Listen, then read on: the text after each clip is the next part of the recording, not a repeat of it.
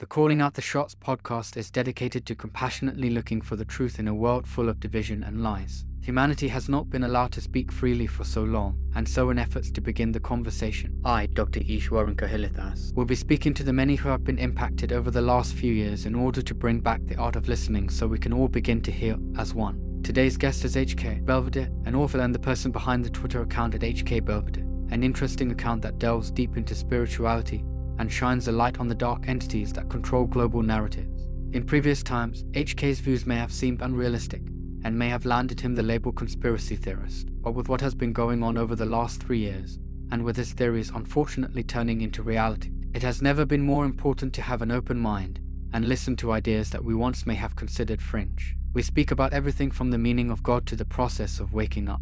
I enjoyed our conversation a lot, though it was cut short due to technical difficulties. Thanks for coming on. You're one of the most interesting people on Twitter from the start. And I think recently there's been a movement with regards to this. It's become kind of fashionable to look into the depths of the dark web and the kind of Illuminati and all these things. It's kind of fashionable now after the pandemic, but I think you were one of the first ones who kind of opened my eyes and knew about all these things beforehand.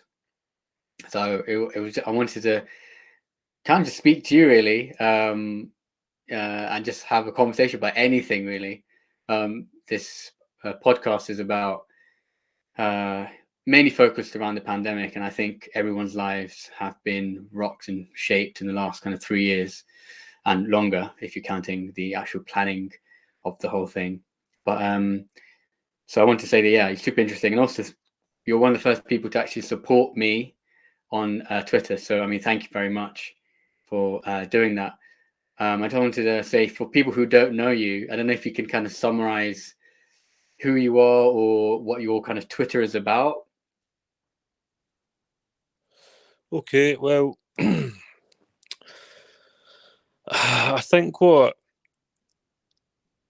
everybody learned from what you mentioned the past few years, what was going on, it's basically all connected to, everything that I've written about on Twitter, wrote about. That's why it's easy for me, because I can see how everything like that's interlinked, and then explain it in a way that people can understand it. What kind of started your journey in actually kind of understanding the world? It wasn't really like a defining moment. It was just like a gradual process, stumbling upon certain documentaries, certain books,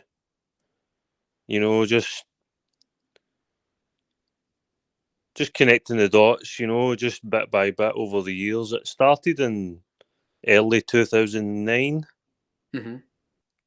That's when I started to become curious, and then it just sort of snowballed from that point. And then by the time 2020 came around, I'd already written a novel, and that's when I started to become more prominent on Twitter, because I was able to sort of articulate what was happening from, the alternative point of view, rather than, the mainstream one that everybody else get caught up in. What I love about your work is that you're very grounded, because it can be, you can lose yourself, because we're kind of dealing with the unknown, right? So much kind of money and effort has been placed to keep things kind of hidden, and therefore information gets kind of wishy-washy, and people predict very different things, and it's very easy to have a strong opinion on one thing or the other. But you take a logical approach, from what I see anyway, in kind of dealing with these things, but also you have a spiritual, I don't even like the word kind of spiritual, but you have a deeper aspect or a deeper understanding than than most people that I've seen anyway online. Is that interlinked? Have you always been someone who's it seems like you always have been questioning, or you're you're a questioner. Is that kind of part of it? Have you turned kind of inwardly and also looked inside? Without a doubt, but at one point in my life, I was, a normie. I was an NPC. I did believe in, the system, the Matrix. I thought it was real, but I never snapped out it till that date that I mentioned earlier, like early 2009. That's when I was sort of snapped out it. So I was quite lucky to discover it that early, because then I was able to like go through everything in the process, and it's actually quite traumatic. When you wake up, it's not an easy road to go down, but it's one that I always felt eventually everybody's going to have to go down this road, so I might as well just get this over and done with early. And I guess I was quite lucky in regards to when 2020 came around. It was just timing. It was just perfect timing. Like, I set up a Twitter because I wrote a book purely. That's why I did it. I wasn't looking to grow on Twitter as quickly as I did, but I just caught a kind of a wave at the right place at the right time. What kind of happened in 2009 in terms of the world? Was it the financial crisis and kind of all the wars taking place back then that kind of shook you? Yeah, Yeah. yeah. I just at that point in my life, I just knew it was a turning point. It was a sort of Rosetta Stone moment where you go, right, maybe the world isn't the way I thought it was, and everything I've done's a lot of it was in vain, or it was under a false pretense of what the social contract was, what really drove this life, and everything that people go through, like the education and just everything, just the process that everyone goes through, like. But I wasn't a religious person back then. I was actually an atheist at one point, right up to my early 20s, really. So the spiritual stuff that came later. When I first woke up, I wasn't as articulate, and I was quite emotional about it. Like I was angry, and I would write about it. Like I did used to write about it on Facebook under my real name and stuff, and I was quite passionate about it. But because I was so emotional and it was scrappy, like I wasn't as good at writing. I had a bit of talent, but it was just coming out like a mess. It was just rants. I'd love to go back and read them because it's probably quite prolific considering what happened, but it would have been at that time people just thought like you're nuts. Because back then, like the system was, at least on the surface, it was stable. There was like things happening, like you mentioned, the financial crisis, and yeah, there was wars and all the other stuff. But on the surface, especially if you lived in the UK or America or like the West, like the Commonwealth countries, like things were pretty good on the front. So it was harder to convince people then, but since 2020 onward, a lot of people were forced into that journey. And it's so much easier now to relate to a wider audience. Yes. Because like you said, it's now it's basically mainstream. Well, isn't it?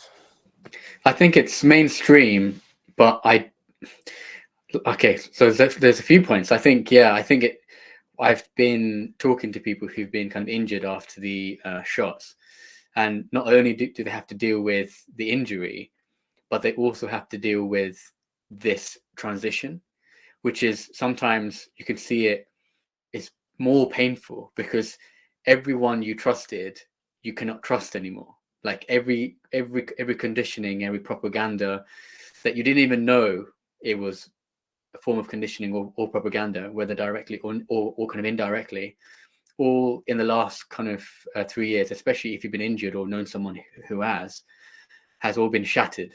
So you have to like wake up.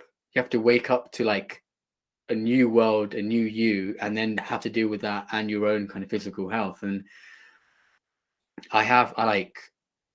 I'm deeply I feel kind of sorry for individuals who are waking up. I also do feel there is a sense of liberation, and I think it's necessary to wake up, because it's kind of the only way, because the other way is you get lost in the waves and you drown unknowingly, or you can learn to swim and find like-minded individuals and find a way to, in my eyes, reform a new society on kind of better standards and morals. And I think once you've woken up, there's no real turn. I don't really like to use the term kind of woken up, but once you've had the kind of insight, you can't go back again.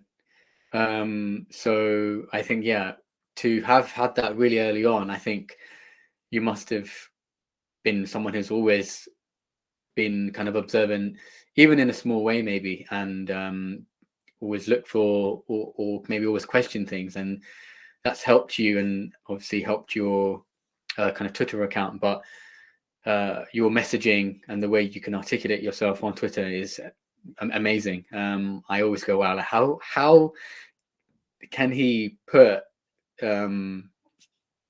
those complex emotional feelings into a tweet, and you do it kind of perfectly. So yeah, I love that. But in terms of more people waking up now, I think people understanding the pharmaceutical side of things, and obviously you have other kind of groups of individuals in terms of nutrition and healthcare and maybe pollution and ecology. But do you think people will wake up to a greater, because I think there's an even deeper truth when you look, even when you go and unravel these kind of questions of why do people do this to us? Why do we live in a world like this? There's a deeper truth, and you can go even deeper. Do you think people, or mankind, will get to the stage where kind of enough people will kind of reach that? I would like to think so, yeah. I definitely think more people will, enter this way of thinking, as things gradually intensify, just with what's happening and everything else. And I mean, who knows what's planned next? Like, so without a doubt, man, I think people are going to wake up more. Will it be enough in time? Well, that's a different question, but you would like to think, yeah. Yeah, I mean, your kind of perceptions kind of shape your kind of reality anyway. So if we think yes, then hopefully we haven't. If not, we kind of stop ourselves. So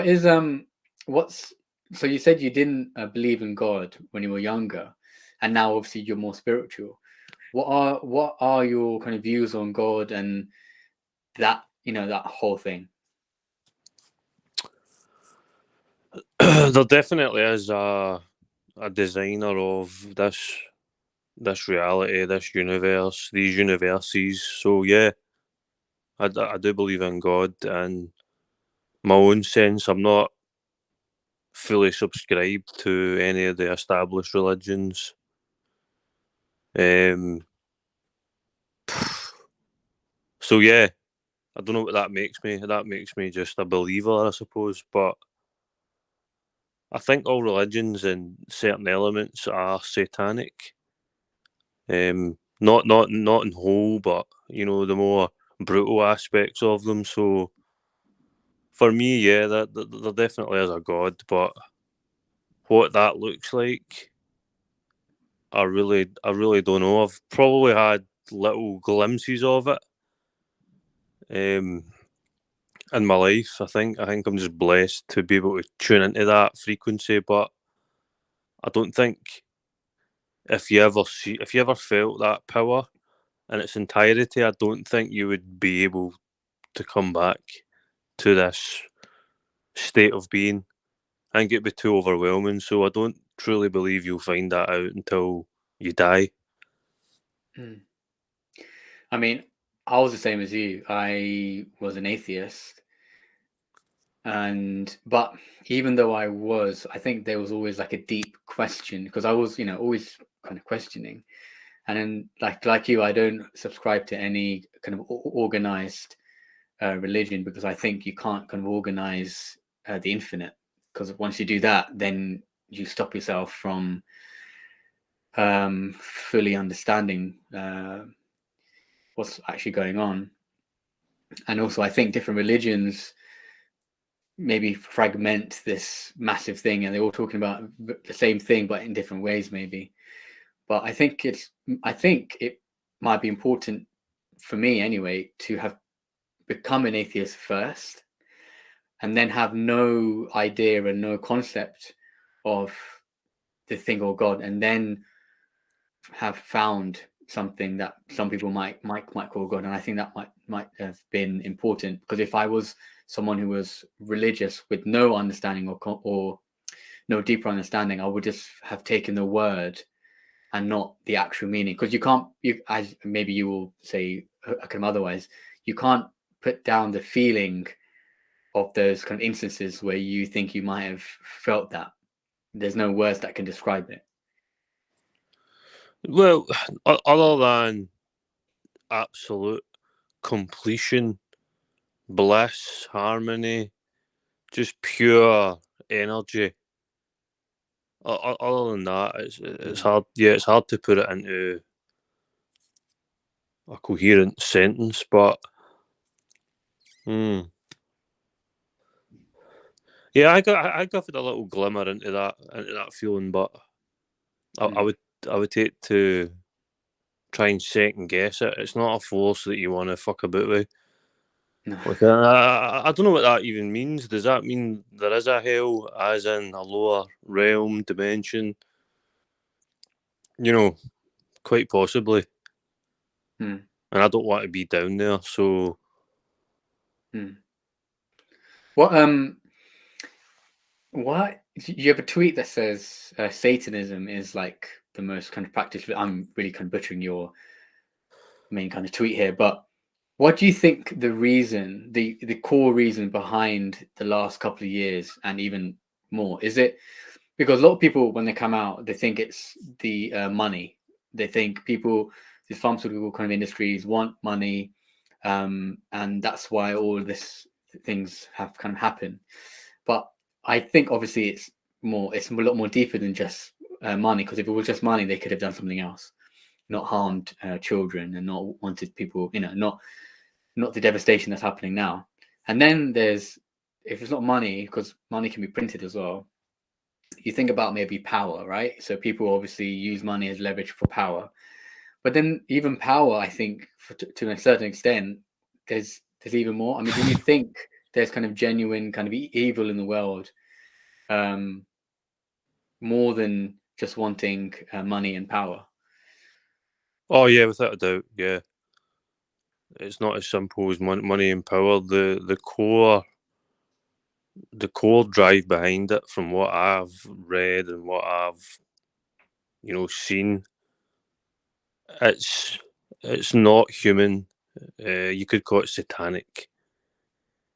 They might not see themselves as satanic, but to me, and I think most people that aren't them, they would brand it as that. Yeah, it definitely is evil. The money part of it, yeah, that is important, and it's also a huge energy transfer. So money's always tied into this type of stuff, big pharma and governments, and just everything that's been coming out about certain corporations and things that have happened with their own staff. And yeah, I mean, you mentioned at the start that they wouldn't go about it by hurting children and something as evil as that. But that, see, when you really study it at its core, that is what it's all about. That is the main. I mean, I think they see children as close to the source as you can get, like the raw spirit. So when they hurt that, that's like a big affront to God. Mm. And that's really what drives it. So the fact that that's been done now more openly, it makes sense Mm-hmm. to me, and that's where people struggle. You know, everybody can fathom corruption. Everybody can fathom greed. You know, people just want to make money and get a job with Pfizer or whoever because it pays well. Great, Mm. but um, sadly, it's more twisty than that. Like that line that gets you to a ceiling, Mm. and then above that ceiling, that's where the really dark controllers operate. Mm. But only certain people, pass through that ceiling. Most of them just get like to a certain point, and because they're paid well, the further up you go, the higher paid you are, and then the further down you go, the lower paid you are. But it keeps everybody sort of in line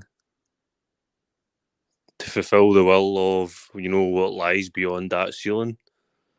Mm. So, do you think there's like a system in place and kind of rituals and like the way it's kind of portrayed in the media, in the media and films, or do you think this darkness lies in everyone and the people who are more inclined to act on this darkness just come together? If you know what I mean, or is it both? I think to a degree that happens, yeah, to a certain point.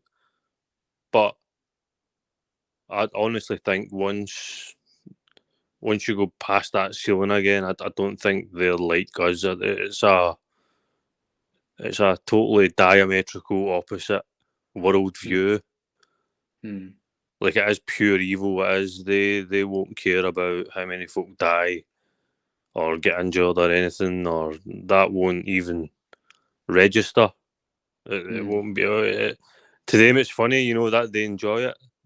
Mm. That's where people struggle to fathom this stuff. They just can't morally accept how evil it is. They just can't think that someone else would do that.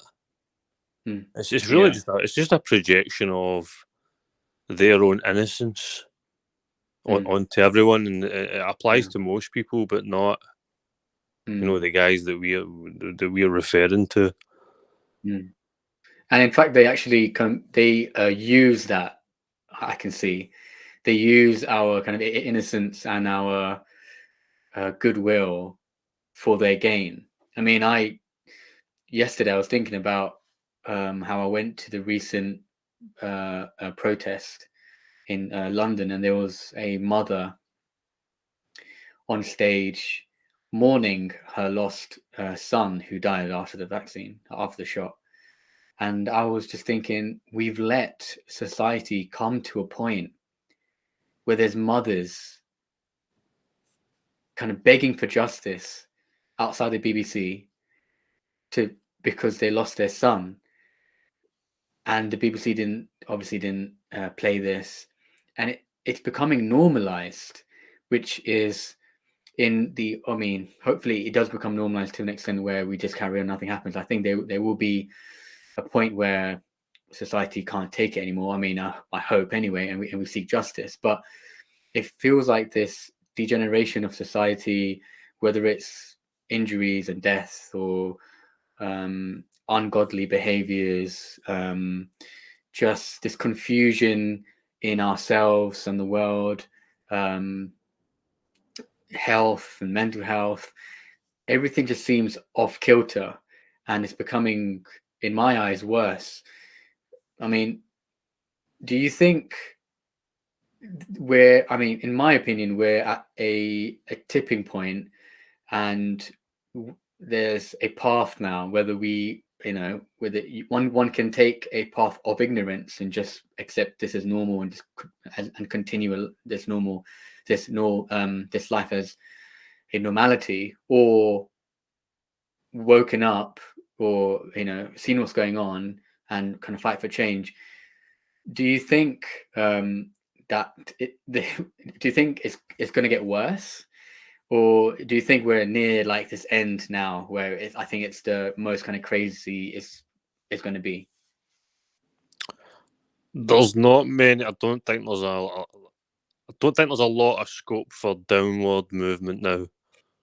I think we're pretty close to the bottom, yeah. Mm. In terms of like just the moral degeneracy, obviously what's been going on with the healthcare, Mm-hmm. and even before that, just the sort of gradual demoralisation that's been going on since. Mm. See, to be honest, it's been going on since we were born. It's been going on since I was Mm. born, but obviously you don't really become aware of it till a certain point. So a lot of Mm. people are now at that point, Mm. thanks to what happened in the extreme psychological. I mean, I would have hated to have woken up in 2020 trying to Mm. juggle all that at the one time. Like people must have been totally skull fucked, man. Mm. I remember when the lockdown hit, and I was sitting thinking like, this is easy for me. Like I knew this was going to happen in some form. I never thought it'd happen in my lifetime, but that was just wishful thinking. I thought, Mm. nah, well, it might happen when I'm 50, 60, whatever. I might see it towards my end years. Mm. But the fact that it happened so quick, that did shock me. But luckily, I was already like mentally prepared. Mm. Most people wouldn't have been, and then now they became hyper Yeah. aware and distrustful of everything. And I think what's happened with this, the treatment, it's really going to shatter people's confidence in all medicine, pharmacies, everything. Like people are really going to be thinking more holistic.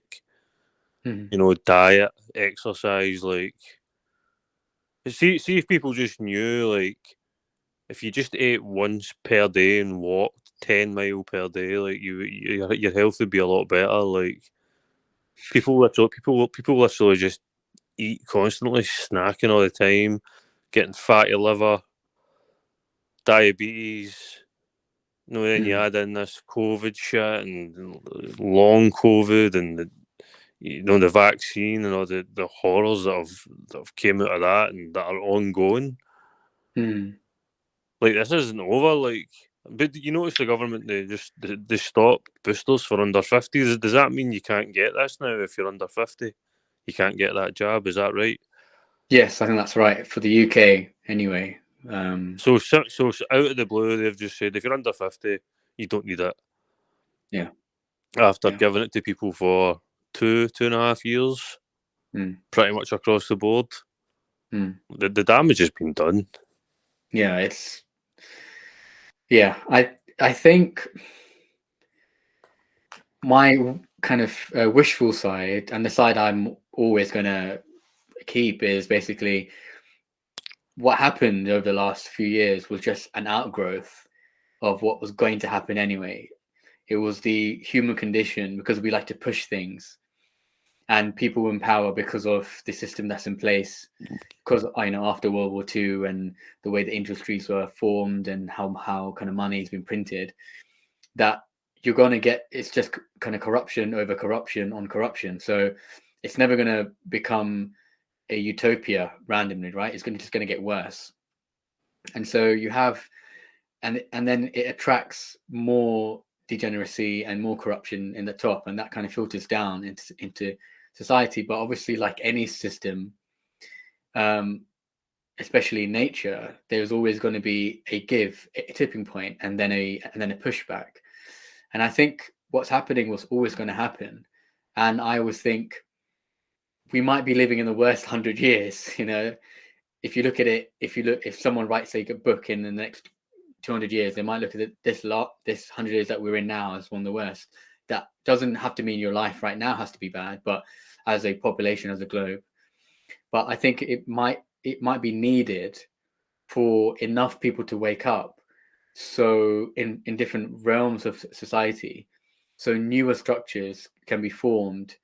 So this doesn't happen again. Well, that's wishful thinking, because we've had World War II and so many millions of people being killed and the Nuremberg trials, and we've had so many other genocides, and nothing's changed, right? But I think what the difference is now is the government have hurt their own people, and so many people have been affected, and there was no actual outward kind of war. And I also do think it's been rushed. I think their kind of initial plan was to maybe do it, set the pandemic in around maybe after 2022, but due to other things, maybe they rushed it, and I think they were on the back foot. And I think you also have similar viewpoints. Maybe I'm wrong, but is that something that you also think, that they've kind of rushed it? And yeah, without a doubt. The COVID, I think the overall COVID objectives were not met. It was a successful operation, and insofar as the compliance and the time that they got people to, just carry out ridiculous behaviour to a really arbitrary and pedantic amount. But the whole point of that was ultimately to get everybody on a digital ID via the proxy COVID pass, which didn't work out pretty much anywhere. Like even places where it was implemented, even to enter a shop, for food. I think they've pretty much all been rolled back. It never really happened in the UK. It was sort of they had it for nightclubs, I think, at one point. Something stupid, but that was a big loss for them. Yeah, the vaccine passport was a key element of it. And was COVID rushed? Was it meant to happen a few years later? Quite possibly. I'm not so sure. Like maybe it was, but the initial operation was. I mean, the media really done well in the early stages, but now that goodwill and trust from the average normie, I think that's been diminished, massively, or completely destroyed, maybe in many people's cases. Same with healthcare in general, and I think a lot of people now will be, they'll be cynical about you just got to a doctor, let alone a hospital. But you really need to assess your healthcare decisions now. Like it's crazy. It's crazy what's happened. It's went from almost universal trust to, there's probably a minority, a 10-20% of people that, still would blindly trust the government, the NHS, the narrative. There's always going to be that staunch section that are like fringe, NPC, would wear a mask again, on demand for the next pandemic or whatever. But I think on the other hand, there's a much bigger spectrum of people that are going to question and resist from, the get-go next time. I'd like to think so anyway. Yeah, me too.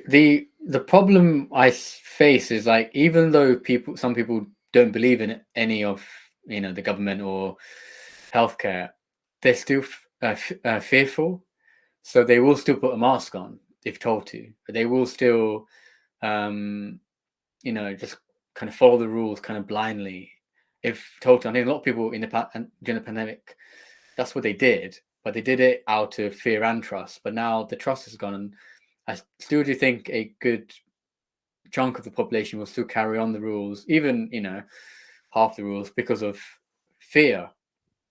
And yeah, you will always have the kind of staunch, whatever, I mean, 10 or 15% of people who will always kind of follow the rules. But I mean, during our protests in London, we had a lot of support from just random people on the street, kind of taxi drivers, kind of saying kind of well done, people reading, the all the signs and stuff. But there was, I remember one person kind of shouting and saying how deluded we were, and how stupid we were. And it's just like, it's actually scary how deep the conditioning goes. Like I mean, it was scary to see it in healthcare and my colleagues, and then asking them questions. I'm like, can't you see it just makes no sense. Like, taking a mask off in the staff room, but wearing the mask when seeing patients. I'm like, we're living a lie, right? And asking them, and they just kind of parrot off answers that's given them, kind of policy answers. I'm like, wow, it's like you're talking to robots or something. And I used to be kind of angry because, these people, because they don't really see it, but now I just feel kind of sorry for them because they're so stuck in this narrative. Do you think there's a way to, firstly, do you think everyone can wake up or see the truth? And secondly, do you think, and how would you, let's say you have a parent or a friend who still opposes this and thinks you're crazy. Do you think there's a way?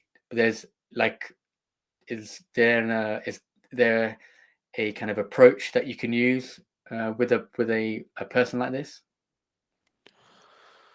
Well, first of all, I think everyone has the potential to wake up, but for that die-hard 20% of people that I mentioned, it's going to take extreme turmoil in their own personal life before they get angry enough to see it for what it is. But as for trying to convince people and stuff, it's much harder in people in your own life, your family, parents, older brothers, sisters. Like it doesn't really matter who you are or what you've done or how often you've been right. They always see you as a junior. No, they don't want you educating them about a complex issue. Mm. They will have to wake up eventually. That's what I take comfort from. They'll either do it off their own back, or they'll do it in response to it affecting their own personal life, which eventually will come, which already has came, hasn't it? It's already happened, but in the future that is highly likely to be done again or even intensified, in my opinion, without a doubt. So maybe then they'll wake up.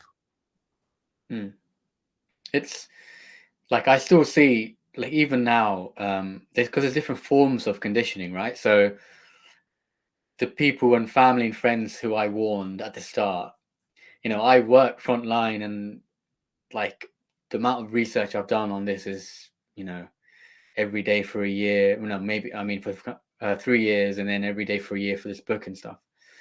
But as you said, they don't see me as an authoritative figure. They don't see me as authority. So they wouldn't listen. So the actual conditioning is the authority conditioning, not the information. It's who it's from, right? So that in itself is a form of conditioning, which is, from school, from a young kid, being parent, being told what to do and stuff, which is fair. But some people are not listening to the news, and that's changing. But I still see people still only listening to, the top scientists or experts, or you know individuals with a name or a title, even though these people are usually very late into the game, and many other people who are very independent, or kind of who don't have a voice or a name, have said this for a while now. But only when this information gets to the mainstream do these people start listening. And unfortunately, by that time, you're more unwell. And I think, for me, that's a form of conditioning that needs to be looked at a deeper sense. Would you say that's true? Yeah, that is true. The argument of authority is powerful, and that's why the media is there. That's why the BBC is there. I mean, these companies, they're probably not even profitable. They will probably cost more than what they bring in. So their purpose is to create perceptions, official perceptions, And when it comes to big kings, you know, they will refer to that by default. And like you said, that is now not a wise thing to do. It's actually very dangerous. Whereas, you know, back in the 90s and even the early 2000s and up to like 2010 or whatever, you know, maybe it was beneficial just to, you know, go along to get along. You know, the system back then, it was still evil at its core, but not in such a prominent manifestation as it is today. Like, it's always been evil, but it would deny it was evil. Now they're showing you that they really are evil. And they really just gaslight. That is what the media do. They really just they use repetition, base level fear. That's what puts people into that sort of animalistic emotional state, especially women. Women are on average probably more susceptible to it than men, but men these days are so demoralised and lacking in testosterone and you know, poor diet. It's just everything else. It's really like a full spectrum attack. Like you could never have had lockdowns in the UK in the 1960s for any bug. You know, telling guys they can't go out or whatever. It just wouldn't have worked, would it? You know, because people would have walked outside and spoke to their neighbour and were like, "Nah, this is a lot of crap. Like we don't need to." Yeah. But I also do think it wouldn't have happened in the 1960s because the technology wasn't there for a mass scale. I mean, there's no internet, right? There's no there wasn't TV. So as we've become more interconnected, we've also the level of control has also increased. So in the 60s, we didn't have. I mean, I wasn't there, but they didn't have the level of kind of state control on all. Yeah, they're very. I mean, they weren't good, but they didn't have this much control as they're now. And as you're right in saying, it's a multi-system attack, and I think they seek to fragment the family unit and everything that it is to be a kind of happy, strong, and confident being. Yeah. And when that happens, then we inherently seek help or seek the truth or seek the next best thing that can help us. And then they kind of step in and go, well, here you go. This is the food and we will help you. And so it's like they give us the problem and they also give us their solution. Yeah. That is the whole Luciferian doctrine right there. It's problem, reaction, solution. We will create the problem. This will get the reaction, and we will then come in posing as the savior with the solution. That is the essence of everything, and that's what the average person can't get. They just can't fathom how twisted that is. But I mean, that is what it is. It is, isn't it? And it's a tactic they've been using for a long time. They kind of introduced guns in Jamaica, so the kind of CIA did that, and then afterwards, because they wanted to gain control of the country, they would, they start wars or famines in different countries in Africa and around the world, like kind of Congo. Oh yeah. As Congo always has kind of Ebola because they have gold. Yeah. There's a reason why these places have problems because there's something else to gain. But people just, it's so. I mean, I have family who've come from the genocide, and I used to work. I've worked abroad in kind of genocidal, like in Cambodia. So I've always known the tactic, but when it happened here, I was like, wow, this is really, they really planned this out and used so many tactics that I'm like, I did not think it would happen ever, let alone in my generation. And what I realized was everything they did, from like discounting a natural immunity, just like a basic concept, a thing that we've learned in medical school, but let alone human beings have, and every organism on the planet is able to fend off an infection. If they're healthy, you can fend off infection forever. If you're, if not, Yeah. all animals wouldn't be here. But they just Correct. discounted that. They just didn't even talk about it. They didn't even see it as a thing.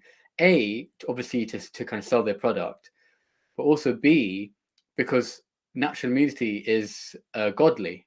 It's self sovereignty, it's power and understanding the infiniteness in you and the power that kind of resides in you, and also understanding that you are nature and nature is you. But obviously they didn't want any of that, because that would break the whole concept of going away from that, causing trauma.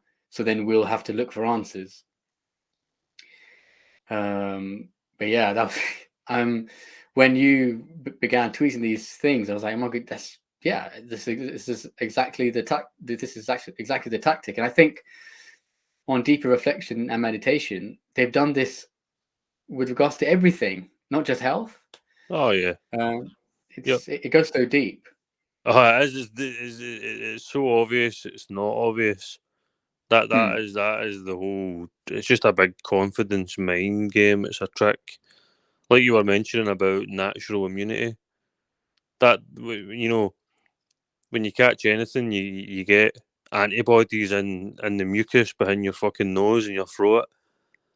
You don't get that with any vaccine, and that makes sense because that's where these viruses would enter the system most likely, isn't it? Through the nose or through the mouth.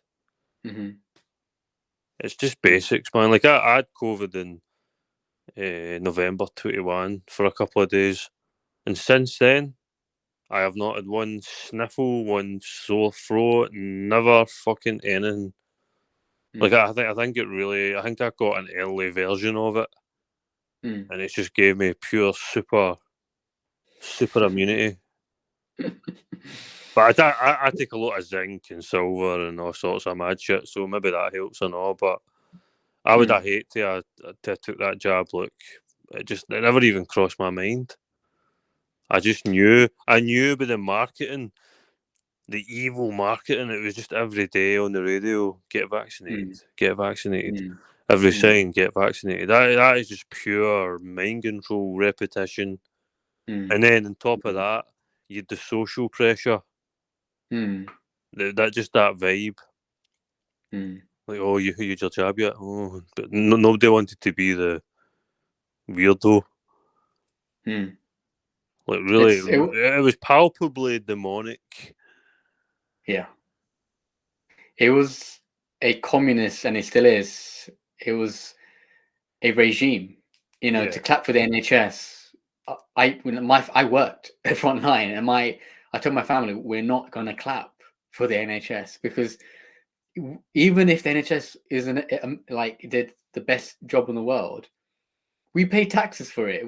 This is not like we shouldn't turn into a culture or a religion or a temple. When people start to form a group and it turns into like a cult. And when that happens, it's very dangerous, because then you can't go against the cult. Even if you want to try and improve it, people will see you as someone who's going against it. Yeah. It should be an independent association that you needs to be regularly checked upon and kind of improved. But instead, it turned into this game. It was very weird. It was just to be alive and see the things that are happening with an objective, mind, was just mind-boggling. I was like, how is no one questioning any of this? Oh man, it was relentless military grade psychological warfare from the word go. Yeah, I thought at one point I went, they're never going to give this up now. I'm actually shocked it did come to an end when it did. I was surprised at that. I thought, this will probably just keep going, but I think they maybe just pushed a little too far too soon, and people just went, nah. It was just too much, man. I think, especially in this country, the leaders got a bit greedy and carried away. So obviously, the kind of public affairs and Boris Johnson being Boris Johnson, those who didn't like him, regardless of the policies, didn't with this party scandals, they kind of had enough, even though some of these people still wanted mask mandates and things like this. His bumbling and he kind of fumbled the bag, really. I think him and his team, to our kind of it actually helped us. And I also think in the UK we had people in the media and in the scientific community who actually spoke up and actually helped us. We didn't, we had a lot of people who didn't, but I think technology, Twitter, people kind of speaking up, and then also leaders who wanted more of the cake, they kind of fumbled the bag. And after one country goes down, the kind of others and other people go, well, hold on, wait, the virus can't be different here and there, right? But yeah, at one point I felt, am I gonna live in a world like this forever? It was truly, it just was like a dream now, looking back. Yeah, no, you live through a massive psyop. Don't underplay it by like any means, and it might happen again. It might not. I would say it's highly likely to happen again in the future. When, I'm not sure exactly, but I can only guess. When it does come around, it'll be notched up a bit in severity. The whole scenario and the reaction to it and stuff. But who knows? Maybe that whole method of control. Maybe they've fucked it with COVID. Maybe now that's like that's a direction they might not wish to pursue. But it was pretty effective for a while. It just didn't reach the objectives that they wanted. But these people are fucking nuts, man. Like that's what you need to remember about like the whole New World Order and the globalists and the bankers and all these bloodline interests and families and all the lackeys and everything that goes with it. Like they are pretty crazy. Like they're pretty destructive people. So they're unpredictable, and I think the more people shine a light on them, they become more and more volatile. That's maybe why you're seeing what you're seeing in Russia and Ukraine, and I've seen Israel attacked Iran yesterday. Kind of randomly. Just seems a bit weird. So it's interesting things, man. It's a mad thing to be alive. We are going through a fucking mad transition, and I don't think there's been any point in human history where as many people have been awake at the one time. Yeah, I mean, I do feel there is more of an interconnectedness, and I also might be projecting my own reality on people and the world, but obviously there are people who are never going to get any of this and will label us with with names or words, whatever. But I think the last couple of years have really filtered out people, and really filtered out people, because you can go back people's history and see whether they supported mandates, whether they didn't, whether if you're a doctor or a kind of a coach and you wanted people to take the jab or not, and whether you were like people like Sam Harris and other kind of intellects or so-called intellects who are now doing who are now kind of dancing around the idea of maybe it was right or wrong, but at the time they were very for everything. So it kind of revealed the kind of deeper sense of each kind of individual. And I understood the people on Twitter who I was kind of following. Okay, I can trust this person now. Or not even on Twitter, even my friends and family. I'm like, okay, if something goes down, this person I'm not too sure, but this person, yes. And I'm finding myself kind of connected with people who are more like-minded, and more than the mind, who just want a better world and understand that we need to come together and work together. And I think the last few years has just kind of filtered that out. Is that something that you've been seeing, and have people come up to you? Yeah, without a doubt. I think the past few years there's been an explosion of new people finding like-minded people, sharing these ideas. I mean, compared to even like 5 year ago, let alone 10 year ago, it's much easier now to be understood. Mm. In this worldview that people like me and you hold. Mm. It's pretty scary at the same time, because it's one thing learning about theories and potential scenarios and stuff, but when you actually start living it, it's different. Mm. At a certain point, conspiracies or different viewpoints or whatever, geopolitics, just everything, really, everything that you can feed your mind at a certain point, it just becomes another form of entertainment. Mm. No different to like a soap opera or a movie or listening to music. But Mm. once these things really start happening, yeah, and you realise, you go, no, I had to learn that, that was important. This is real. This is the Mm. real world. Mm. I think the problem now, I think what will happen is it will start to get quite meta. And what I mean by that is the psyops itself and the awakening from the psyops will be used as a psyops. So it'll become very confusing if, especially if you don't have a stable kind of place to go to or thought processes. It's very easy to get kind of swayed, and actually the people in power aren't stupid. They work together, and they know, and they have an agenda and a plan. And obviously, if they understand that we're kind of catching on, and they probably already have, and that was probably in their plan already, then they might even use this, people awakening to itself form another form of kind of psyops. So it goes even deeper and even more confusing. Is there a way to fully understand this, or do you think will always be confusion? Yeah, there'll always be an element of confusion. There'll always be a psyop on top of the psyop on top of the psyop, and it's like a judo move.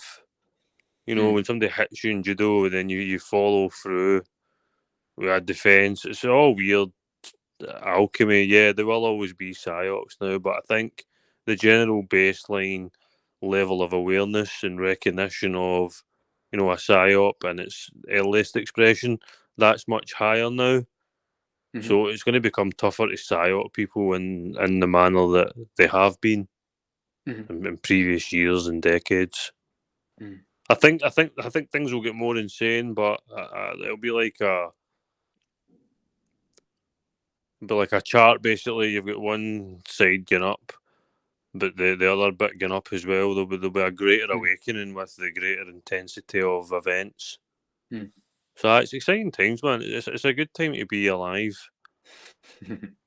No, yeah, it is a very good time to be alive. I think, yeah, it's just the amount of change. I mean, if you objectively just take yourself back to 2009, and but you had your phone from Yeah, now, and you went on Instagram or TikTok or even Twitter, and you scrolled, I would have been shocked. I'm like, what? Like that? It's so yeah. normal. Oh, without a doubt. Oh, crazy. I would never have believed you. Even 2020. Even if you told me in 2020 what had happened between then and now, I would have went, nah, no way. That's too much. Like, Hmm.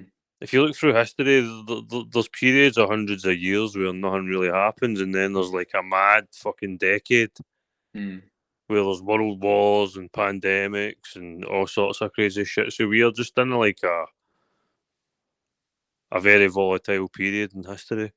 Hmm. Like, But it does feel sort of calm, there is a calmness, but just with everything that's going on, like I'm always kind of on edge by default, hmm. like naturally paranoid about everything. So I just hope for the best, and it's all in God's hands anyway. It's God's world, God's plan, God's will, God's desire, God's creation. Yeah. That's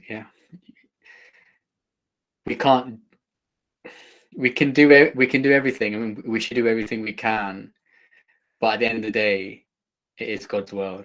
It's God's universe, and whether I think it's even deeper than just a man in the sky. I think it's infinitely complex, and we'll never understand it, but or understand it fully. But like even things like Kanye West, and he's always been very flamboyant, let's say, with his words, but his recent interviews and things like that, if you told me that he would have said those kind of things 2 years ago, I would be like, no.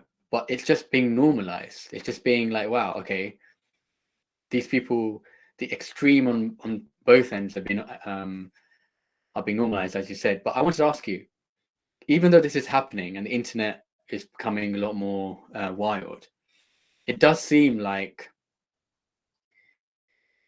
there's a fort, or there's like a fortress around leaders of the world, let's say, with the media kind of acting like a mort, and we can see them doing all these bad things, but we have no power. Everyone's shouting and screaming, and people are being unwell and injured, but it just seems that we're very kind of helpless. Like, they will just talk about global warming and climate change, and they'll go on their planes and jets, and people will kind of whine about it and talk about it on the news, on social media, but nothing changes. They still go on their planes. Do you think we need to do more? And if so, what is that step?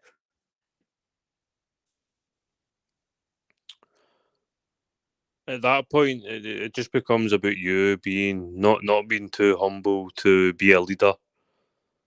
Like, be willing to be the guy that says the difficult things, and it's not an easy path. Like, there's a lot more resistance when you're in this sort of mind frame. There's always going to be a lot more pushing back against you, and then obviously you've got the overriding kind of big brother. This is how it is. Hands, face, space. See, when you speak to people like children, it puts them in a sort of childlike mode. I don't really know what to do, other than all I can do is really just write what I feel.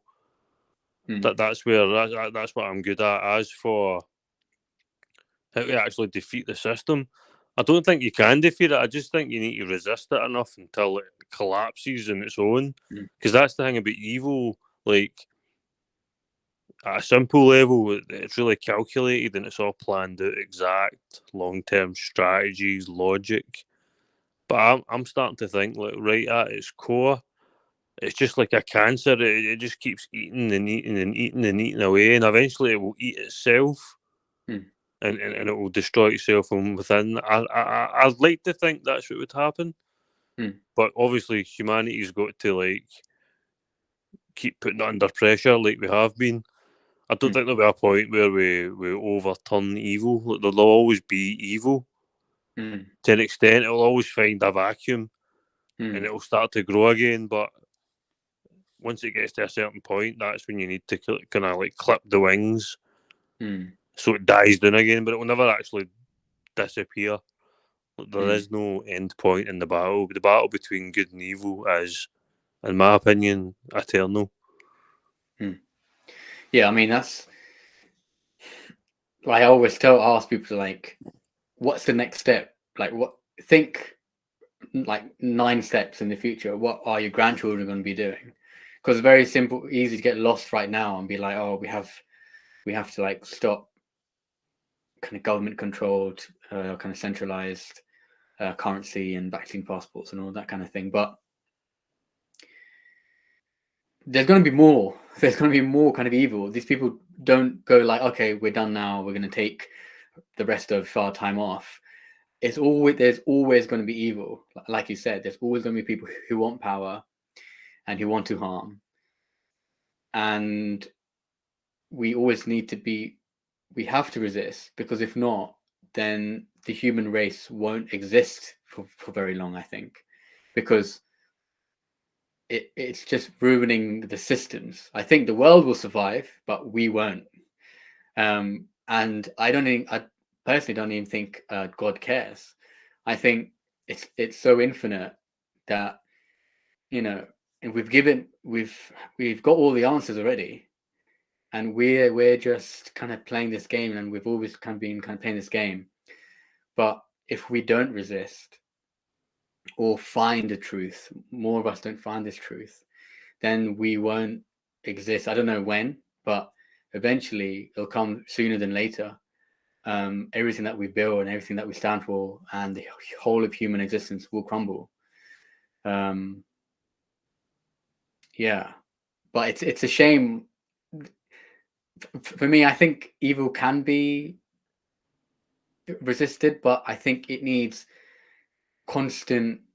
Yeah, maybe you're right. Maybe evil can't be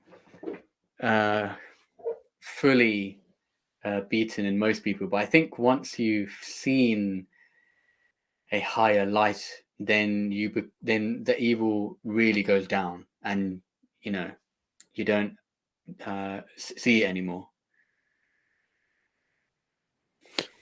Yeah, for evil to be effective, it has to convince you that you are lower than it.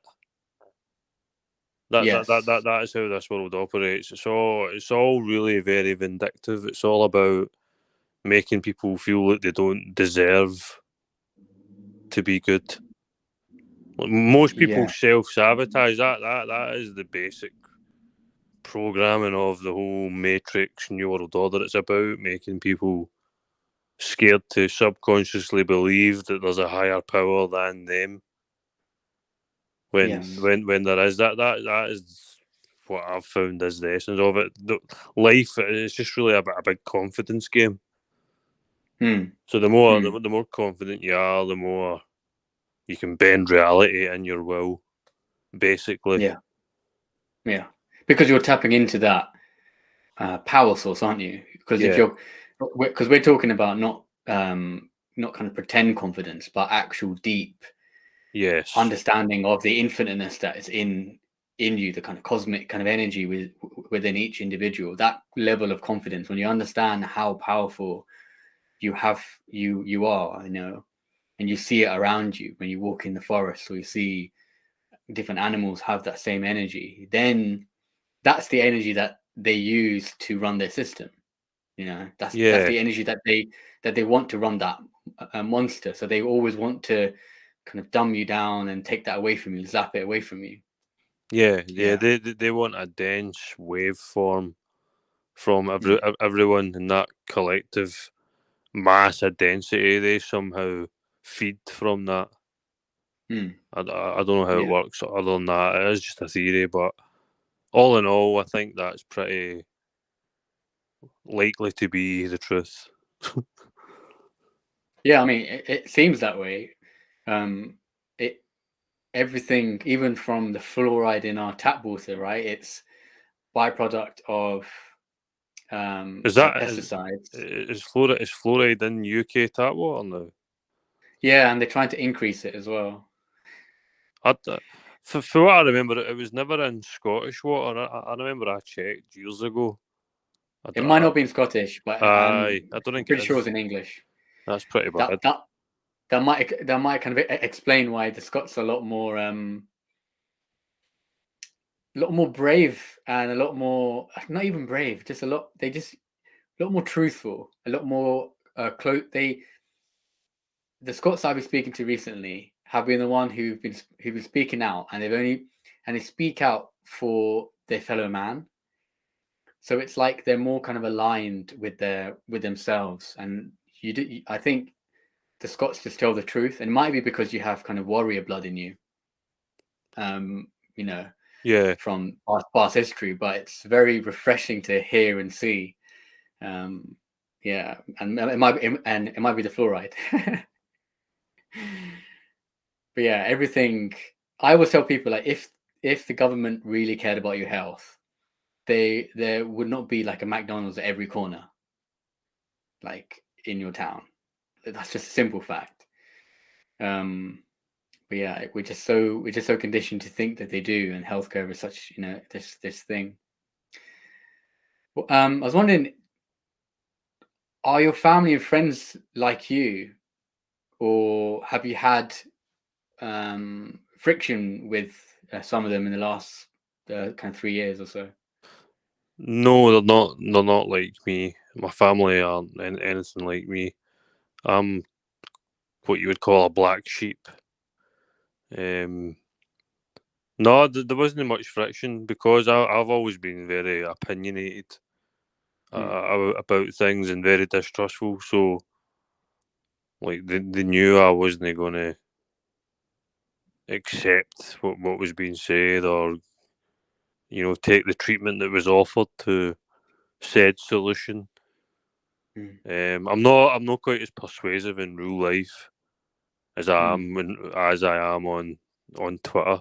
Sadly, that's maybe something that I should work on. But I've always been like the sort of tinfoil guy, like for a long time, like way before COVID. So it never caused any friction. I think now, I mean, even academically and scientifically, I think I've won the argument now. Yeah. Certainly in I terms of the mean, vaccine, without a doubt, like the people that didn't take the vaccine, they are clear winners. yeah. And if you want to make it a debate, it's not a debate; it's deeper than a debate. But if you want to make it a purely, a debate issue, then yeah, we won. Well done. But in the end, we didn't really win, did we? No. It's not a victory in the overall picture. No. But nah, like I mean, most people that I know in real life, there's never been any friction about it. Maybe if I'd just woken up and I was angry and stuff, and I was really kind of trying to ram it down their throat, maybe. But nah. I think, yeah, I'm the same in real life. I wish I was more convincing, but I don't think it might be us, but I also do think people either want to be convinced or not. Yeah. You know what I mean? Like, you can tell two people the same thing, or someone will take it on board and be open to change, and someone will just not. And they might nod and say they will, but they just won't. Yeah. And on Twitter, there is a bubble. Obviously, there's people who just understand our kind of points of view, and so they kind of see. And also, Twitter, there's more than one opinion on the same thing. So if you're on the fence, then you can change. You might think and be like, okay, I might not do this because there's more than one person saying it. But like, even after releasing my book and talking to friends and family, they would ask me about how I wrote the book and how long it took, but nothing about the book, which I found very interesting on reflection after this, because it's like, this is the greatest crisis in mankind's history, and we've been lied to at such an epic proportion, and it's all in here. And I can tell you now if you want. I can share everything I know, but there's this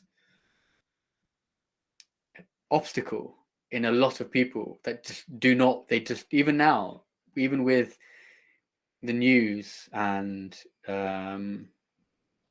more papers coming out, it's only going to get worse. In the next year or so, in the next 50 years, you're not going to get new evidence saying it was all false and it's all fine. It's only going to get worse, right? Yeah. But it's like there's a stop or like an obstacle in them that they just don't want to hear it. And I can see why, because it will just crumble everything. It will just totally destroy the whole concept, the whole world view concept of every single thing. Because especially with the last kind of 3 years, it's affected all areas of life. That if you see one lie and you understand it, then everything will fall down like a domino and it will just continue. So like, I do see why, but there's a part of me that goes like, if you if you don't understand it, it's going to kill you. If you don't, because you can look after you.